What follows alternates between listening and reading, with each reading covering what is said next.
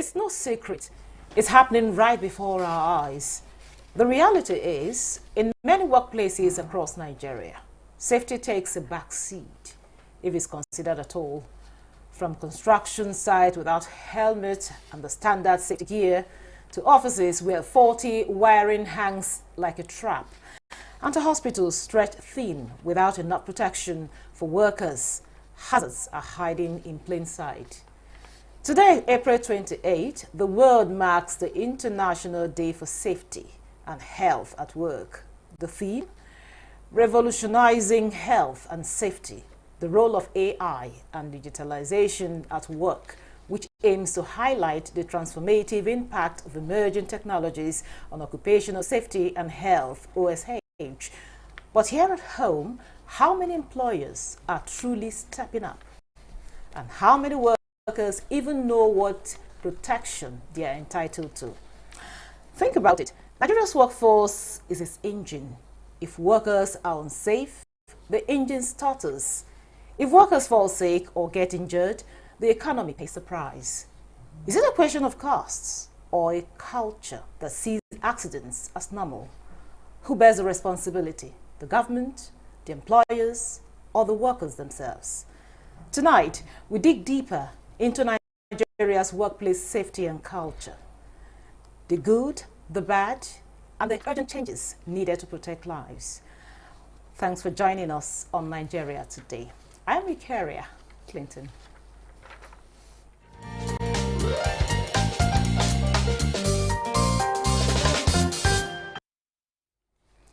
Now, joining me in the studio for the conversation is Engineer John Obajimi. He's the National President of the National Industrial Safety Council of Nigeria. Thanks for joining. Also with us is Bukola Fumilayo Shafe.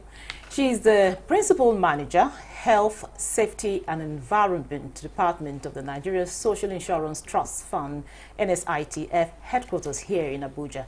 It's good to have you on Nigeria Today. Thank you. The pleasure is mine.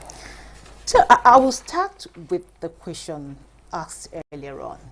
You know, is it a question of costs or culture that sees, accidents as normal in our places of work? I'll start with you, Bukola.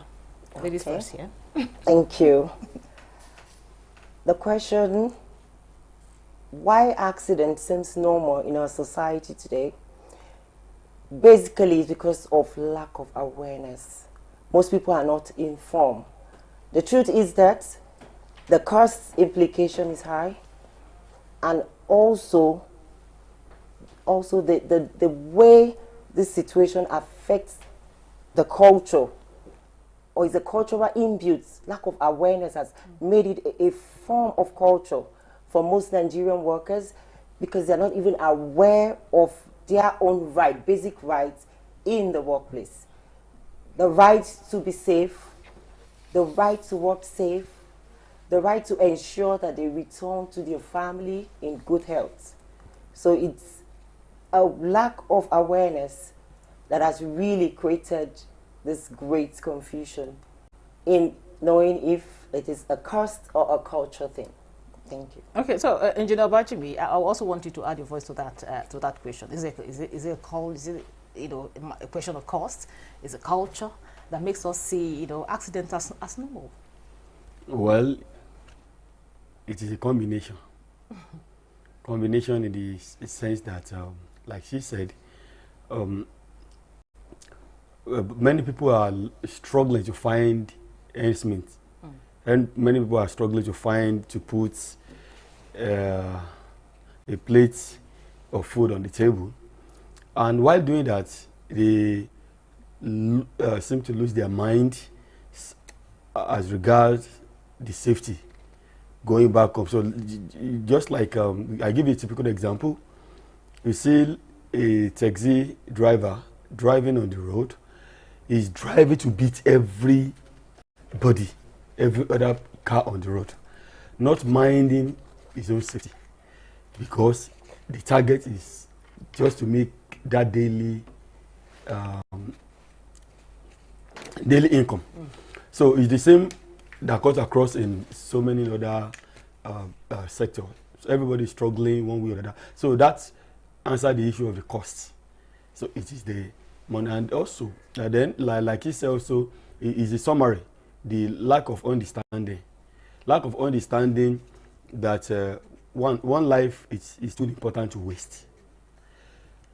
Lack of understanding in the sense that you leave your house to go and look for what to eat or what to bring home. You are expected to come back home safely, safe and sound. So any accident along the way will not only affect you, but it will affect your entire family. The same family you are struggling to feed, you will put them in trouble.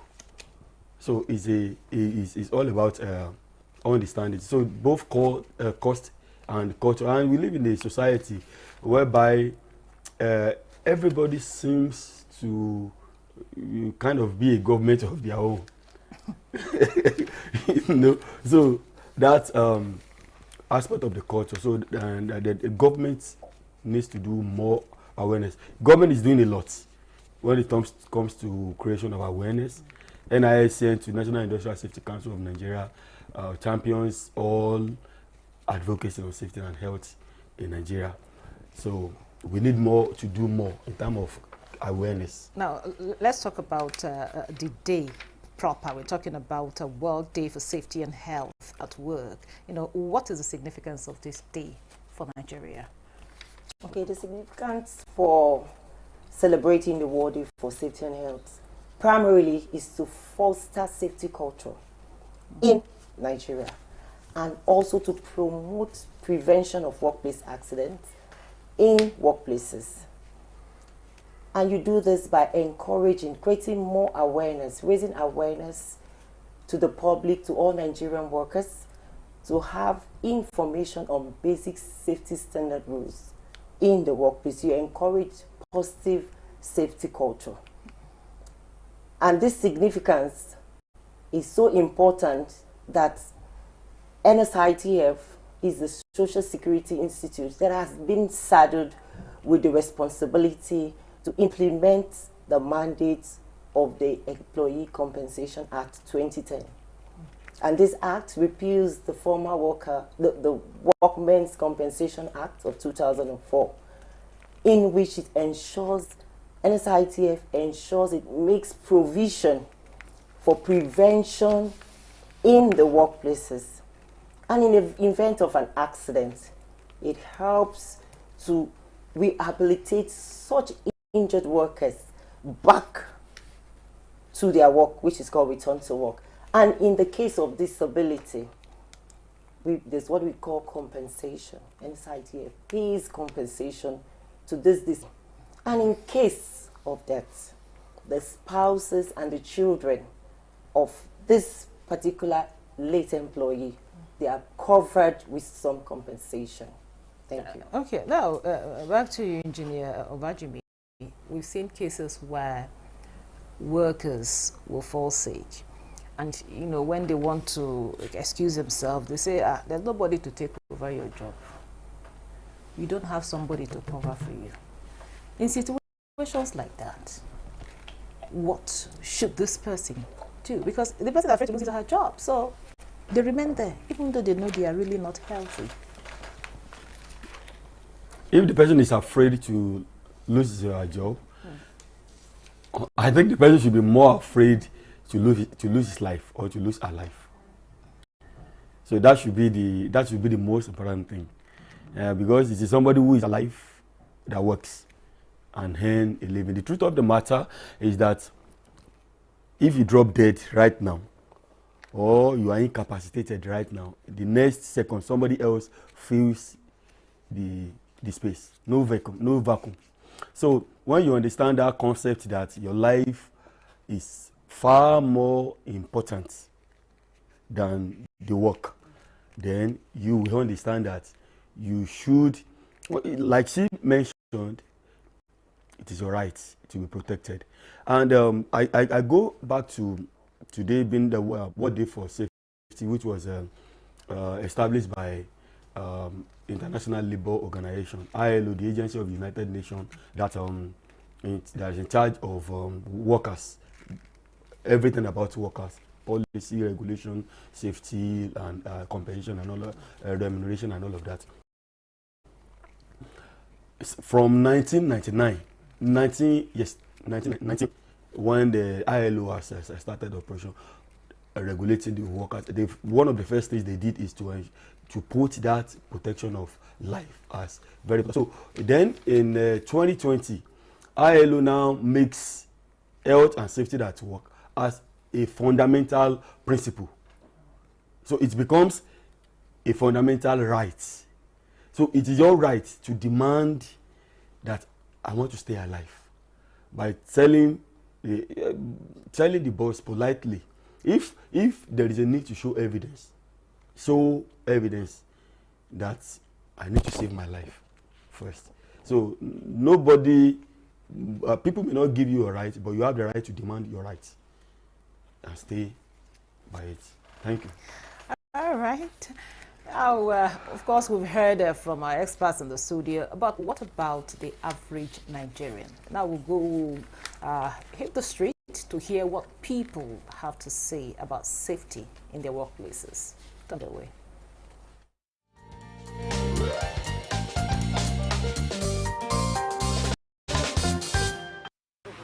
In anything you do in life, your safety comes first. Salary comes second, or any other thing. I think measures should be put in place to make workers more comfortable in any working environment they find themselves, so they'll be safe.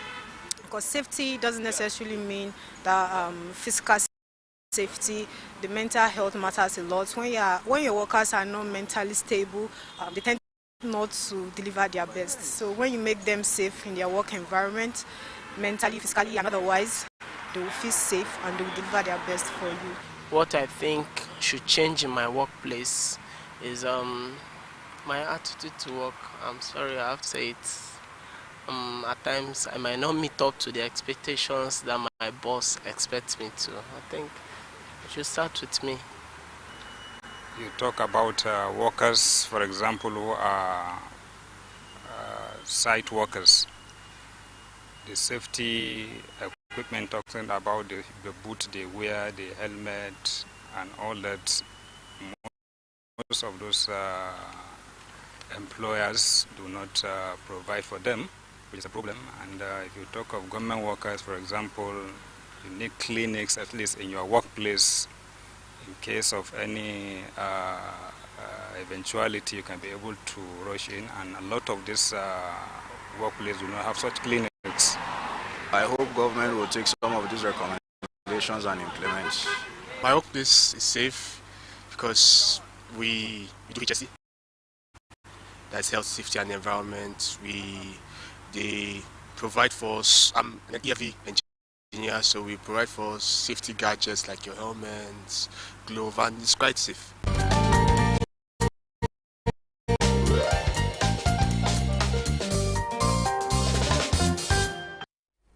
Welcome back. We've heard from Nigerians. We've had them express their concerns. But the question is, how can we turn these concerns into action? And of course, this is still Nigeria Today, and we're talking about safety and health at workplace. And of course, I have two experts here in the studio, a gentleman and a lady. Now, Bukola, I had a reaction of people there. Now, I just wanted to react. One of them said, okay, it's safety first before the salary. But we see salary coming first before even safety. Yes, thank you. The person that actually said safety first before salary is true. But unfortunately, due to the economic hardship, and the demands of trying to meet up with the financial cost for maintenance has made it in such a way that a lot of people just rush trying to get the money, trying to meet up with targets to get paid without really considering their action or their own safety. Just as I said earlier on, the key thing is lack of awareness. There's this lack of awareness, inadequate supervision in the workplace, and also there's no enforcement of some sort of sanctions when some of the safety rules are being ignored. And that has really made people just to, you know, be complacent about their job and trying to meet up with targets and get more money so that they can sustain their family and meet up with the economic responsibilities that has been placed on them. Okay, Engineer, thank you. Engineer Obajimi, you, of course, you definitely heard what people have to say there. But again, just like Bukola had mentioned here, you know, you have to talk about your safety first, your health first, before you talk about the money. But we know now in most of the cases it's not really like that. Now, what are some of the, you know, common risks that Nigerian workers face today across all sectors, and how can we address them?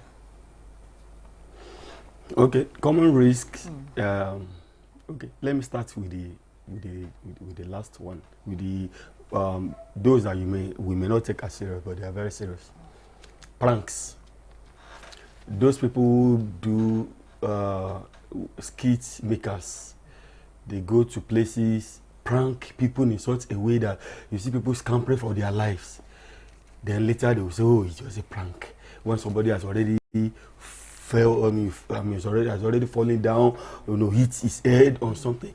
These are risky. And sometimes they even go to the markets and do some of this. We have to say no. It is time for us to rise up and say no to unsafe acts of these skit makers that are creating unsafe conditions for the people. It is a great risk, and it's a new dimension that we need to address.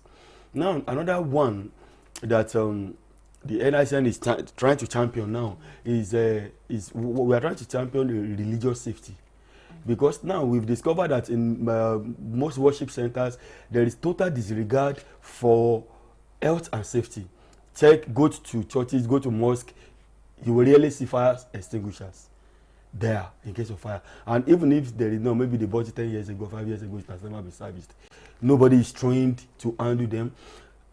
Recently, you have been seeing recurrent cases of people fall and die on the altar. People will just slump and just die.